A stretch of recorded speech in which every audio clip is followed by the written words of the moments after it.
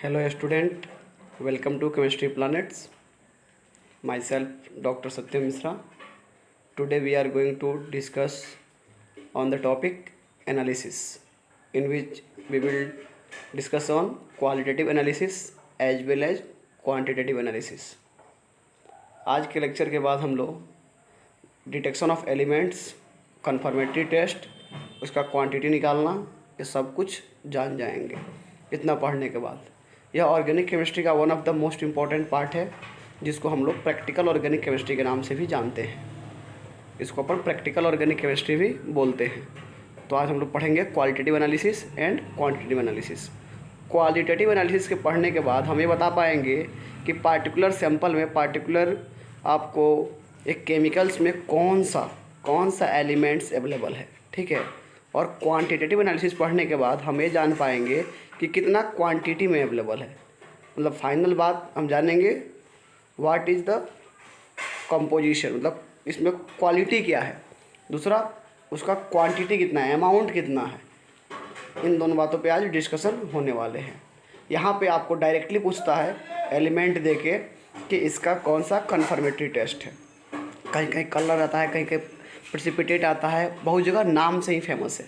कि जैसे कार्बन है तो कार्बन का कॉपर ऑक्साइड टेस्ट है, हाइड्रोजन का भी कॉपर ऑक्साइड टेस्ट है, हाइड्रोजन के लेथाजिन एक्सट्रैक्ट टेस्ट है। ऐसे ही नाम से ये सब फेमस है, ठीक है।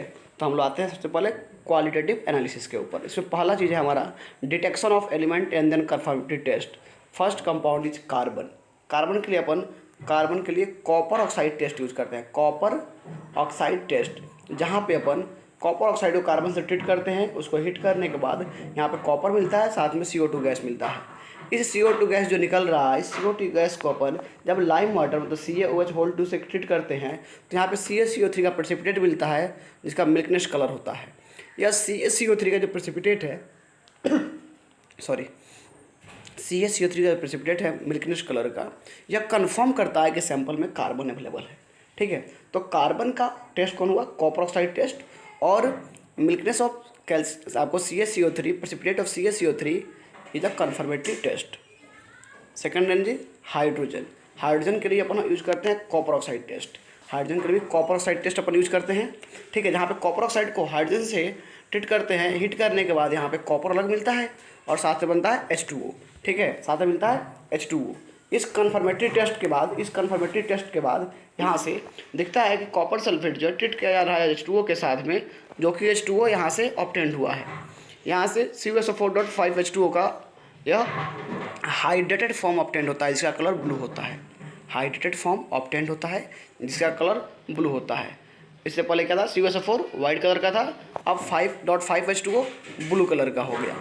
तो हाइड्रोजन के लिए क्या हुआ, कॉपर ऑक्साइड टेस्ट, कलर क्या है, वाइट से ब्लू। या ब्लू कलर कंफर्म कर रहा है प्रेजेंस ऑफ हाइड्रोजन को, ठीक है।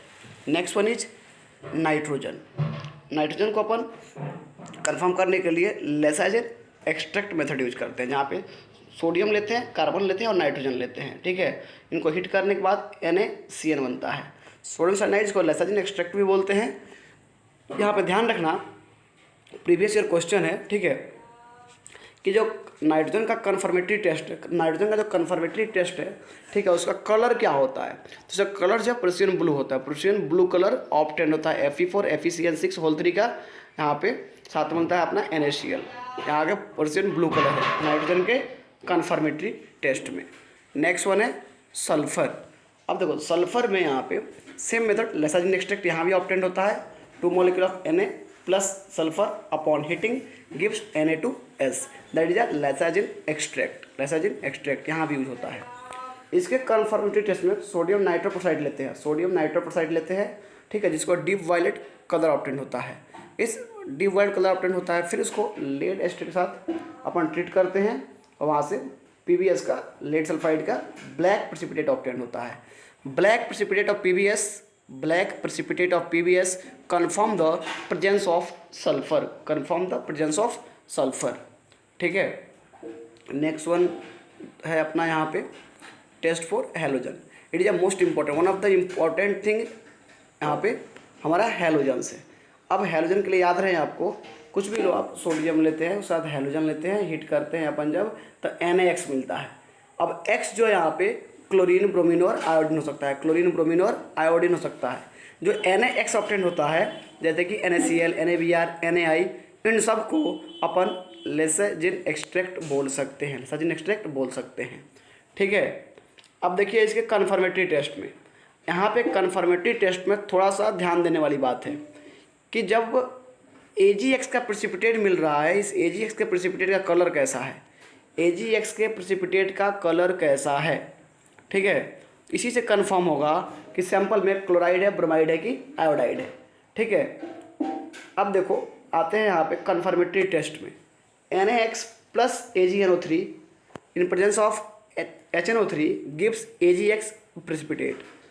अगर हमारे पास वाइट प्रेसिपिटेट है जो सोल्यूबल है एक्वस अमोनिया में या अमोनियम हाइड्रोक्साइड में, तो यह क्लोरीन है।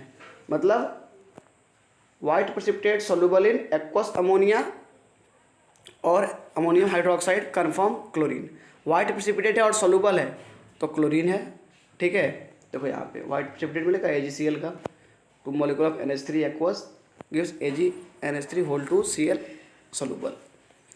अगर बताया जाता है कि येलो प्रेसिपिटेट है, पार्शियल सोल्यूबल है एक्वस अमोनिया में या अमोनियम हाइड्रोक्साइड में, तो यह ब्रोमीन है। मतलब येलो प्रेसिपिटेट है और पार्शियल सोल्यूबल है एक्वस अमोनिया में या अमोनियम हाइड्रोक्साइड में, तो वह ब्रोमीन है। वैसे ही अगर येलो प्रेसिपिटेट है और इनसोल्यूबल है, मतलब सोल्यूबल नहीं हो रहा है एक्वस अमोनिया में या अमोनियम हाइड्रोक्साइड में, दैट इज आयोडीन, तो आयोडीन है। कहने का मतलब है क्लोरीन होगा तो वाइट होगा और सोल्यूबल होगा, अगर ब्रोमीन होगा तो येलो होगा, पार्शियल सोल्यूबल होगा, आयोडीन होगा तो येलो होगा प्रेसिपिटेट बट इनसोल्यूबल होगा। तो यह हैलोजेंस के कन्फर्म हुए, इसको अपन लेसाजिन मेथड ही बोलते हैं हैलोजन में। नेक्स्ट बोल लीजिए नाइट्रोजन एंड सल्फर। हमारे पास कुछ ऐसा सैंपल है जिसमें नाइट्रोजन भी है और सल्फर भी है, दोनों साथ में है, नाइट्रोजन भी है और सल्फर भी है। ठीक है। अब देखो यहाँ पे सोचने वाली बात है, हम जो भी पढ़ रहे हैं सब ऑर्गेनिक केमिस्ट्री पढ़ रहे हैं, और ऑर्गेनिक केमिस्ट्री पढ़ रहे हैं तो ऑब्वियस सी बात है कि यहाँ पे हर जगह कार्बन होगा ही होगा। तो कार्बन का पता लगाने का अलग सेपरेट टेस्ट है, लेकिन और सब जो हेटेरो एटम्स है उनमें भी कार्बन अवेलेबल है। तो जैसे कि हमने सल्फर और नाइट्रोजन का बात किया, तो ऐसा नहीं केवल नाइट्रोजन और सल्फर होगा, यहाँ पे कार्बन भी हो सकता है। ठीक है, और कार्बन तो हर जगह होगा क्योंकि यह ऑर्गेनिक कंपाउंड है। कुछ ज़्यादा जल्दी तो नहीं बोल रहा हूँ मैं, कुछ बच्चों को लगता है कि बहुत तेज़ी में बोल देता हूँ मैं, चलो धीरे धीरे बोलेंगे। ठीक है, तो क्या था, ये हमने सोडियम, साथ में कार्बन है, नाइट्रोजन है और सल्फर है, उसको हिट किया हमें तो NaCN मिला। ठीक है, जिसको अपन लेसाजिन एक्सट्रैक्ट भी बोलते हैं, सोडियम थायोसाइनेट, जिसको अपन लेसाजिन एक्सट्रैक्ट बोल सकते हैं। यहाँ पे कन्फर्मेटरी टेस्ट है, यहाँ पे ब्लड रेड कलर ऑब्टेन होगा। मतलब 3 मॉलिक्यूल सोडियम थायोसाइनेट को जब अपन FeCl3 से ट्रीट करते हैं तो FeSCN3 ऑब्टेन होता है, इसका कलर ब्लड रेड कलर होता है, ब्लड रेड कलर होता है। Next one is confirmatory test for phosphorus. Phosphorus के कन्फर्मेटरी टेस्ट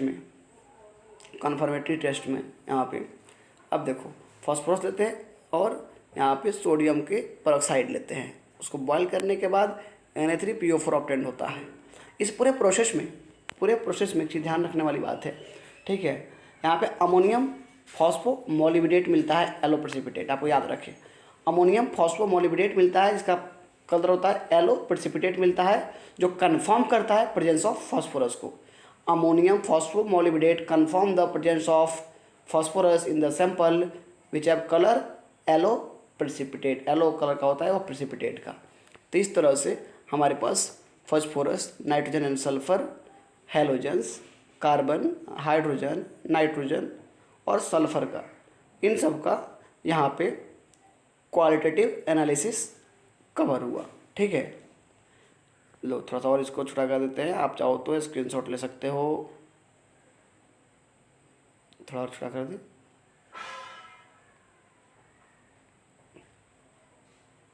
हाँ, अभी इतना आराम से आप स्क्रीनशॉट ले सकते हो यहाँ पे। ठीक है, तो हाँ यहाँ पे मिल गया।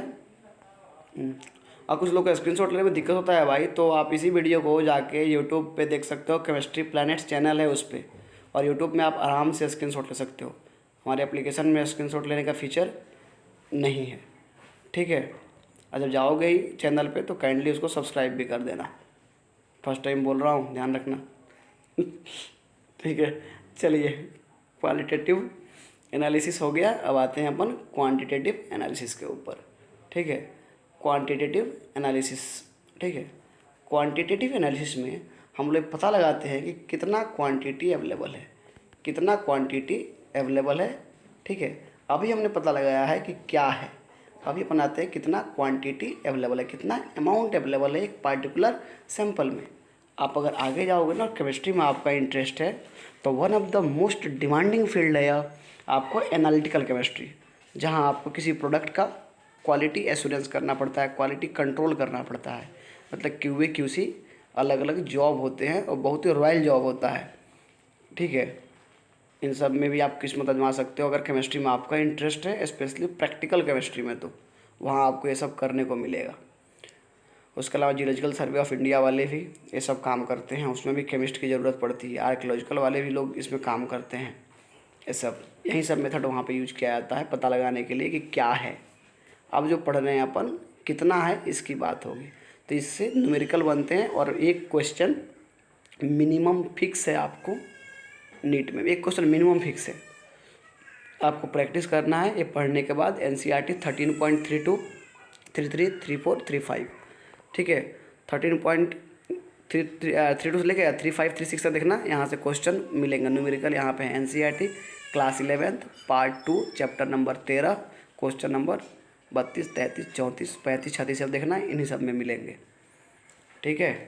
तो क्वांटिटेटिव एनालिसिस कितना है भाई? पहला, estimation of carbon and hydrogen, estimation of carbon and hydrogen.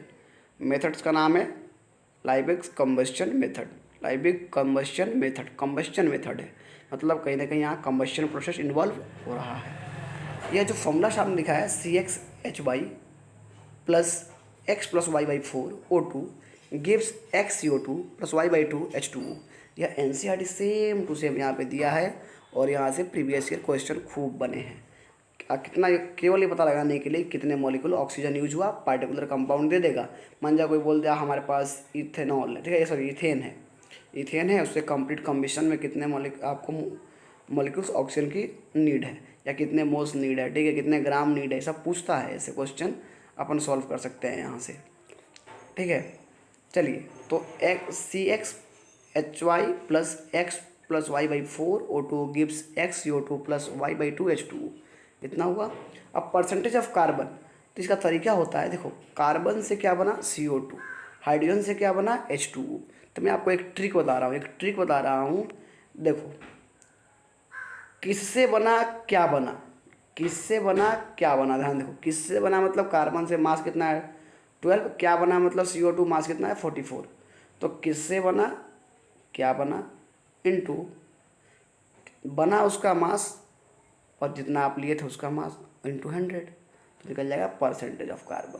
तो percentage of carbon equal to 12/44 into mass of CO2 form divide by mass of compound taken into 100, इससे परसेंटेज ऑफ कार्बन होगा। मैं क्या बोल रहा था, किससे बना और क्या बना। देखो किससे बना, तो बात करते हैं परसेंटेज ऑफ हाइड्रोजन, तो हाइड्रोजन का मास कितना हो गया 2, और क्या बना मतलब H2O, मास कितना हुआ 18, तो percentage of hydrogen equal to 2 divide by 18 into mass of H2O formed divide by mass of compound taken into 100, ठीक है। Percentage of hydrogen equal to 2/18 into mass of H2O form divide by mass of compound taken into 100। तो इस तरह से estimation of carbon and hydrogen हुआ, ठीक है। अब यहाँ से कुछ क्वेश्चन भी अपन करने वाले हैं, पहले एक बार थ्योरी कवर कर लें। फिर estimation of halogen, estimation of halogen. अब हैलोजन में हमें क्लोरीन, ब्रोमीन और आयोडीन तीनों का अलग अलग लेना पड़ेगा। इसका नाम है कैरियस मेथड। नाम क्या है? कैरियस मेथड। नाम याद है, नाम इंपॉर्टेंट है, याद रहे। हाइड्रोजन के लिए कैरियस मेथड, ठीक है। तो X मतलब hydrogen gives in the presence of HNO3 and AgNO3 upon heating AgX as a precipitate, AgX as a precipitate. अगर बात करें क्लोरीन का, तो percentage of chlorine equal to, chlorine का मास कितना होता है 35.5, और AgX निकालना है तो X का मास Ag में ऐड कर देंगे तो Ag का होता है 108, Ag का मास होता है 108, ठीक है। तो अब 108 में 35.5 ऐड करोगे तो 8 5 13 143, तो percentage of chlorine equal to 35.5 divide by 143.5 या 143.5 is the mass of AgCl, okay, into mass of AgCl formed divide by mass of compound taken into 100। जैसे कि हमने यहाँ पे 35.5 लिया है और 143.5 लिया है, यहाँ पे अपन जब चेंज कर देंगे AgBr का मास ले लेंगे, जैसे कि AgBr का मास होता है, ठीक है, 188, ब्रोमीन का 80 है, ठीक है, और यहाँ पे 108 में ऐड कर देना है तो percentage of bromine equal to 80 divide by 188 into mass of AgBr formed divide by mass of compound taken into 100, ठीक है। अब यहाँ पे अपन अगर AgI का निकालना है तो आयोडीन का मास लेंगे, डिवाइड करेंगे AgI के मास से, फिर mass of AgI formed divide by mass of compound taken और इंटू 100, तो इस तरह से परसेंटेज ऑफ आयोडीन निकल जाएगा। तो कैरियस मेथड के थ्रू अपन हैलोजन को एस्टिमेट कर सकते हैं कि हैलोजन में ब्रोमीन, क्लोरीन और आयोडीन जो अवेलेबल है उनका मास अपन कैसे निकालें। नेक्स्ट वन है एस्टिमेशन ऑफ सल्फर। सल्फर के लिए भी अपन कैरियस मेथड यूज करते हैं, सल्फर के लिए भी अपन कैरियस मेथड यूज करते हैं। अब सल्फर के कैरियस मेथड में अपन सल्फर लेते हैं, साथ में लेते हैं पहले स्टेप में HNO3 हिट करते हैं, दूसरे स्टेप लेते हैं BaCl2 और अपने को BaSO4 as a white precipitate मिलता है, BaSO4 वाइट प्रेसिपिटेट ऑब्टेन होता है, ठीक है, कैरियस मेथड में।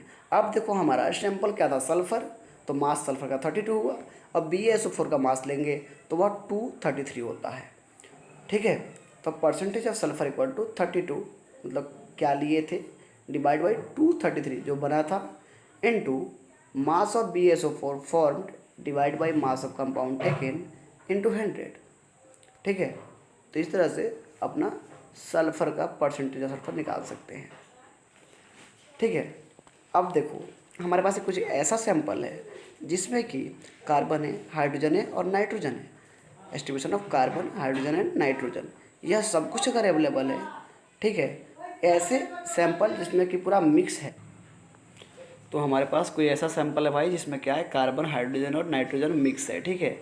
इन तीनों का अगर निकालना है तो उसके लिए CHN एलिमेंटल एनालाइजर लेते हैं। क्या लेते हैं उसके लिए अपन, CHN एलिमेंटल एनालाइजर, इसका नाम है CHN एलिमेंटल एनालाइजर, ठीक है। तो the element carbon, hydrogen and nitrogen present in a compound can be determined by an apparatus known as CHN elemental analyser. It require only 1 to 3 gram, 1 से लेकर 3 mg of the compound and display the value of element on the screen. यह एक elemental analyser है जो digital होता है, यहाँ पे 1 से 3 ग्राम की ज़रूरत पड़ती है। नाम है उसका HCN एलिमेंटल एनालाइजर, जिसका एक्यूरेसी जो है ±0.03% एरर के साथ आता है। ऐसे भी एनालिसिस का अपना रूल है, एक मतलब नियम होता है कि आप जब एनालिसिस कर रहे हो तो ±0.03% एरर अलाउ है। मतलब जो स्टैंडर्ड मोनोग्राफ है, जो स्टैंडर्ड बुक्स है जिससे कि हम कंपेयर कर रहे हैं, उसके रेफरेंस में 0.03% प्लस माइनस है तो सही है, अगर नहीं है तो आप गलत कर रहे हो। तो हमने क्या देखा, कार्बन, हाइड्रोजन और नाइट्रोजन का मिक्सचर, हमने देखा सल्फर, हमने देखा हेलोजन्स, हमने देखे कार्बन एंड हाइड्रोजन। अब आते हैं अपन इसके अगले मेथड पे। सबसे इजी वन है, that is estimation of hydrogen. Hydrogen को एस्टिमेट करना सबसे बढ़िया है, क्योंकि जितना भी होता है उसमें से 100 का माइनस कर दो, जो बच गया वह ऑक्सीजन है, हाइड्रोजन नहीं यार, ऑक्सीजन, ठीक है। Percentage of oxygen in a compound equal to 100 minus sum of the percentage of all other element present in the compound.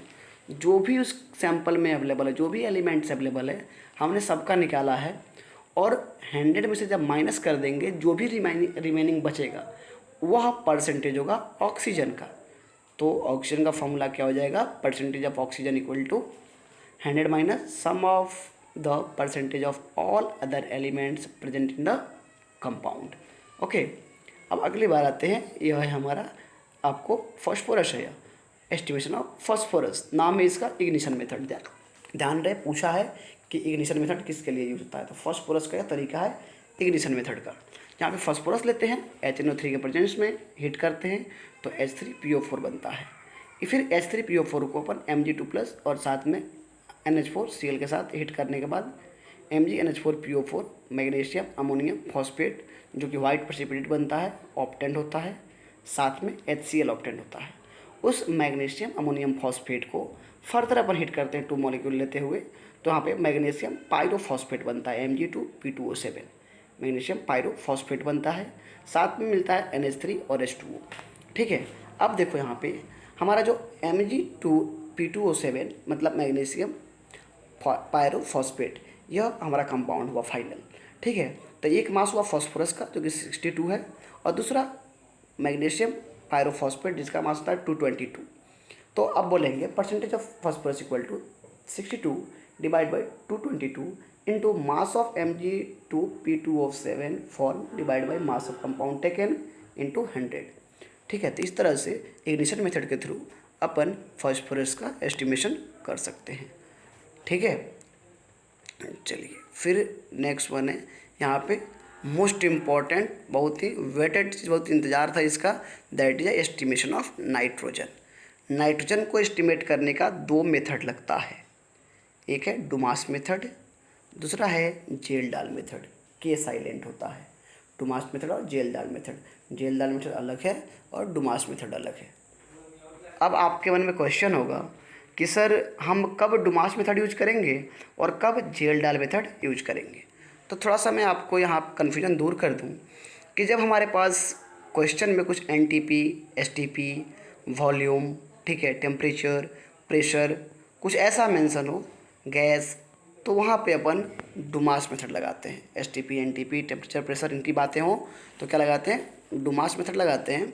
ठीक है, और जब हमारे पास क्वेश्चन में कुछ, ठीक है, बेसिसिटी, मोलालिटी, नॉर्मलिटी, ऐसी बातों का जिक्र किया गया हो तो समझो अपने को जेल डाल मेथड यूज करना है। क्या यूज करना है, जेल डाल मेथड।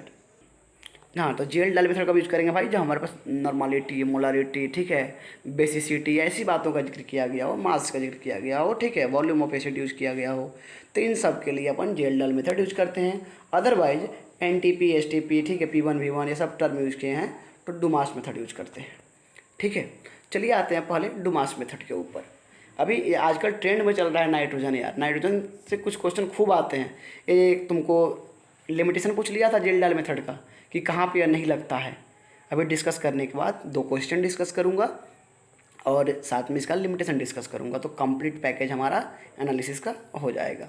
और आई थिंक आधे घंटे में मस्त रिवीजन, एकदम तगड़ा वाला रिवीजन का पूरा कंटेंट हो गया। आधे घंटे में आप आराम से 2 क्वेश्चन सॉल्व कर लोगे। नीट में 1 से 2 क्वेश्चन आप JEE में सॉल्व कर लोगे, और OUT में तो फिक्स है ये क्वेश्चन। ठीक है, चलिए ये प्रैक्टिकल केमिस्ट्री का पार्ट है। नाइजर आइजर के लिए मोस्ट इंपॉर्टेंट थिंग्स है, बहुत ही इंपॉर्टेंट है या नाइजर और आइजर के लिए।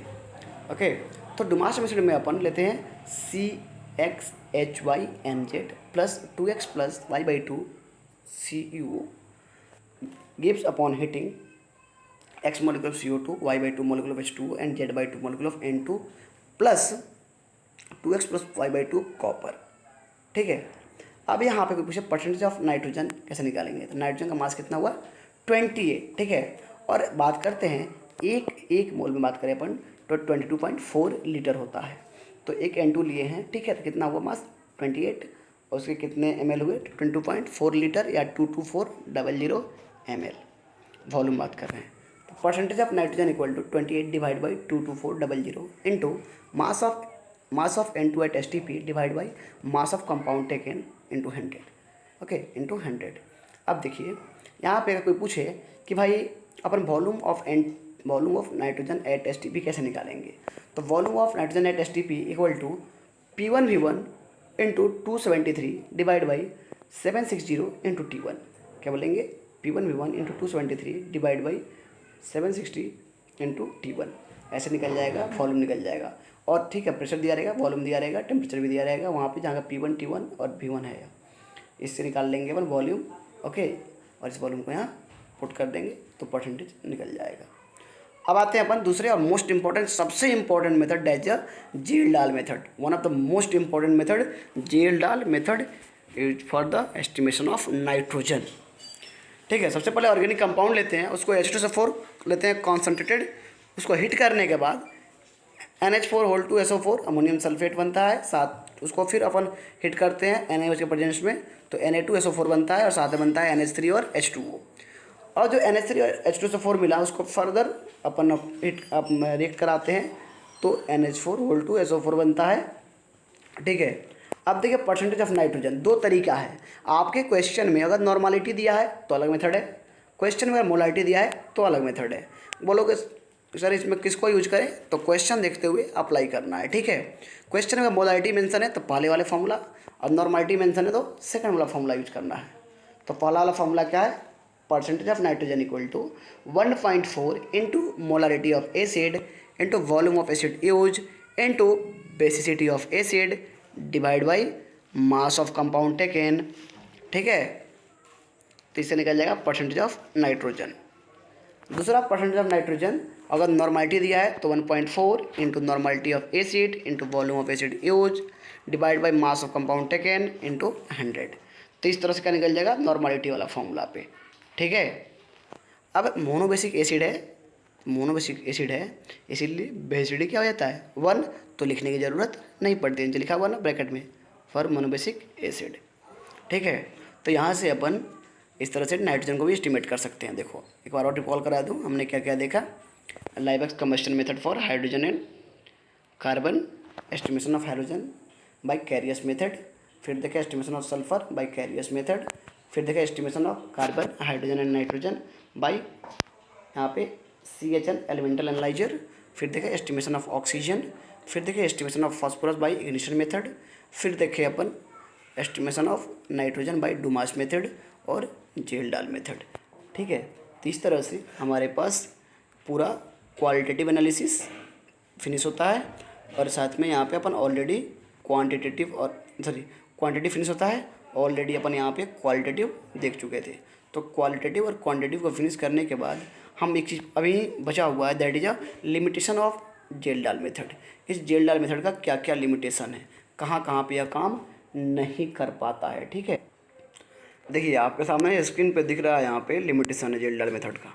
जेल-डाल methods however has certain limitation, it is not applicable to compound containing nitrogen in the form of nitro and azo group also when nitrogen is present in the ring, that like piperidine।